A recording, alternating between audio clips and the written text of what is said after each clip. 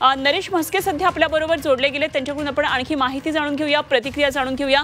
नरेशजी, आता आपण पाहिलं सुप्रीम कोर्टानं एक प्रकारे उच्च न्यायालयाच्या या निर्णयाला स्थगिती देत जे 12 निर्दोष मुक्त केलेले आरोपी आहेत एक प्रकारे स्थगिती देऊन खरं तर दिलासा दिलेला आहे। मात्र ही अंतरिम स्थगिती आहे, यापुढे सुद्धा अजून निकाल येणं अपेक्षित आहे। कसं पाहता तुम्ही आजच्या या निर्णयाकडे?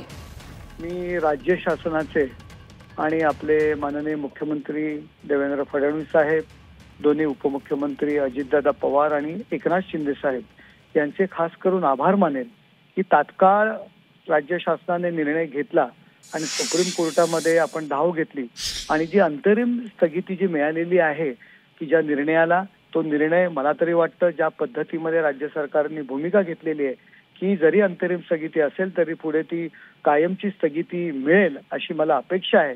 कारण त्या निर्णयामुळे सगळेजण एक आश्चर्यचकित झाले होते की एवढा मोठा क्रूरपणे जी हत्या झाली होती आणि त्याच्यामध्ये जे शासनाने त्यावेळच्या पोलिसांनी की ज्या लोकांना गुन्हेगार म्हणून ठरवलं होतं आणि त्यांना निर्दोष त्यांची जी मुक्तता होत होती, तर आणि त्याच्यामुळे सगळ्यांना एक झटका बसला होता, परंतु त्या झटक्यातनं बाहेर येण्याची मोठी संधी मिळालेली आहे।